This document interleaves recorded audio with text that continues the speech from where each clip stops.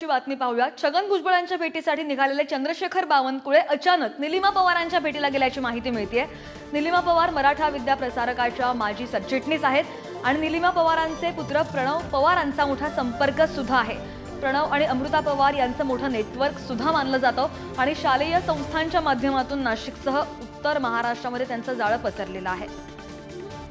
अधिकची माहिती घेऊयात, आमचे प्रतिनिधी किरण ताजणे आपल्या सोबत आहेत। किरण, छगन भुजबळांच्या भेटीसाठी निघाले होते चंद्रशेखर बावनकुळे। काल सुद्धा गिरीश महाजनांनी छगन भुजबळांची भेट घेतली आणि त्यानंतर अचानक निलिमा पवारांच्या भेटीला जाण्याचं कारण काय? श्रद्धा, खरं म्हणजे चंद्रशेखर बावनकुळे हे नाशिक दौऱ्यावर आहे, विविध भेटीगाठी घेत आहे आणि याच दरम्यान कधी काळी पवारांच्या अगदी जवळचे असलेले वसंतराव पवार हे गेल्यानंतर संपूर्ण धुरा ही एमव्हीपीची निलिमा पवार यांनी सांभाळली आणि या सगळ्या माध्यमातून नाशिकसह उत्तर महाराष्ट्रामध्ये मोठं नेटवर्क त्यांचं आहे। शालेय संस्थांच्या माध्यमातून त्यांचा मोठा जनसंपर्क आहे आणि हाच जनसंपर्क लोकसभा आणि विधानसभेच्या निमित्तानं उपयोगी पडेल यासाठीची ही भेट अतिशय महत्त्वाची मानली जाते।